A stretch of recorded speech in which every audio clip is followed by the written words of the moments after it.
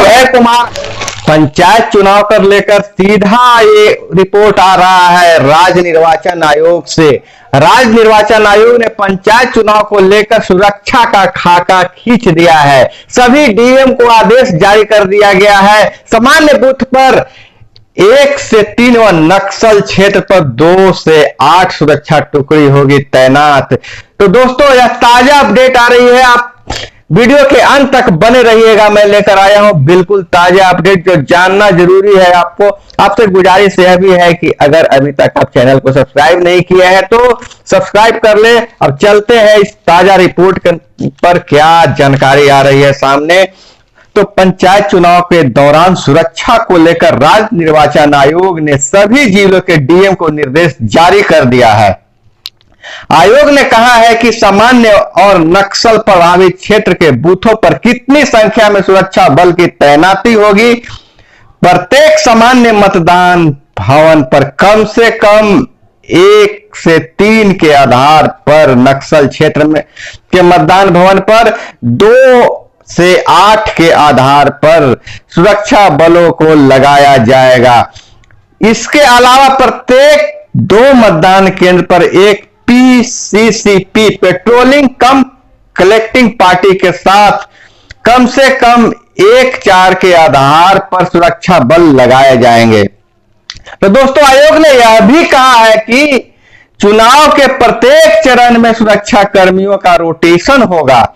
इसके अलावा प्रत्येक पंचायत स्तर पर एक ईवीएम क्लस्टर के लिए कम से कम 1-4, प्रत्येक सेक्टर पर 1-4 तथा प्रत्येक जोन पर कम से कम 1-4 के आधार पर सुरक्षा बलों को तैनात किया जाएगा। इसका मतलब है कि सुरक्षा घेरा एकदम पूरा स्ट्रॉन्ग कर दिया जाएगा। कड़ी सुरक्षा घेरा में पंचायत चुनाव कराने का निर्णय ले लिया गया है ताकि किसी प्रकार की गड़बड़ी की आशंका नहीं हो।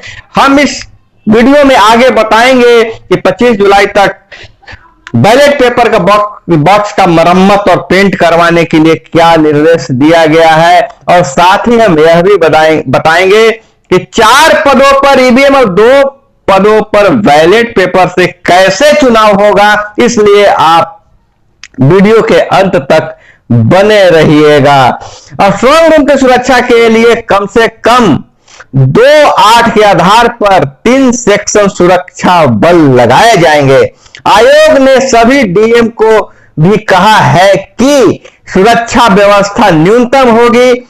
इसके अलावा परिस्थिति का आकलन कर आवश्यकता अनुसार सुरक्षा बलों को लगाया जाएगा। तो दोस्तों यह थी सुरक्षा संबंधी खबर। अब आगे चलते हैं कि राज्य निर्वाचन आयोग द्वारा जिलों को क्या आदेश दिया गया है। गौरतलब है कि बिहार में 10 चरणों में पंचायत चुनाव कराने का निर्णय लिया गया है।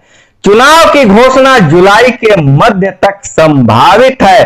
पंचायत चुनाव के मद्देनजर राज्य निर्वाचन आयोग ने सभी जिलों के डीएम से चरणवार प्रखंड निर्धारित कर 5 जुलाई तक रिपोर्ट देने के लिए कहा है। मतलब जिलों को यह अधिकार होगा कि प्रखंडवार रिपोर्ट जारी करे कि किस चरण में कहां चुनाव होगा। जिलों से आई रिपोर्ट के आधार पर आयोग राज्य सरकार को अधिसूचना जारी करने के लिए प्रस्ताव भेजेगा। पंचायत चुनाव ईवीएम और बैलेट बॉक्स दोनों से कराए जाएंगे। इसे ध्यान में रखकर आयोग ने सभी जिलों के डीएम को कहा है कि सभी जिलों को मिलाकर कुल अगर हम बात करें संख्या की तो 2,97,119 बैलेट बॉक्स उपलब्ध कराने हैं। जिलों में उपलब्ध बैलेट बॉक्स का भौतिक सत्यापन करें और उसकी स्थिति के अनुसार उसकी मरम्मत और पेंट कराने की कार्रवाई 25 जुलाई तक पूरी कर ले।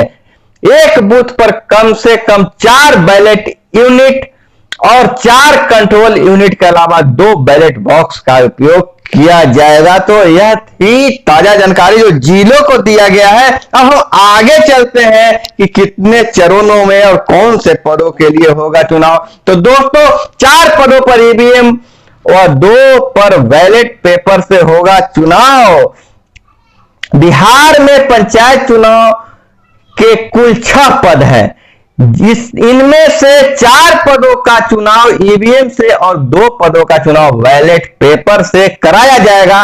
पर्याप्त संख्या में ईवीएम उपलब्ध नहीं हो पाने के कारण राज्य निर्वाचन आयोग ने यह निर्णय लिया है।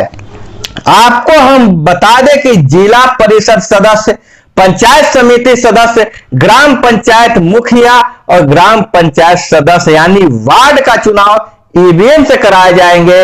इसके अलावा सरपंच और पंच का चुनाव बैलेट पेपर से कराया जाएगा। तो दोस्तों, राज्य निर्वाचन आयोग से, उनके कार्यालय से सीधा यह खबर निकल कर आई है।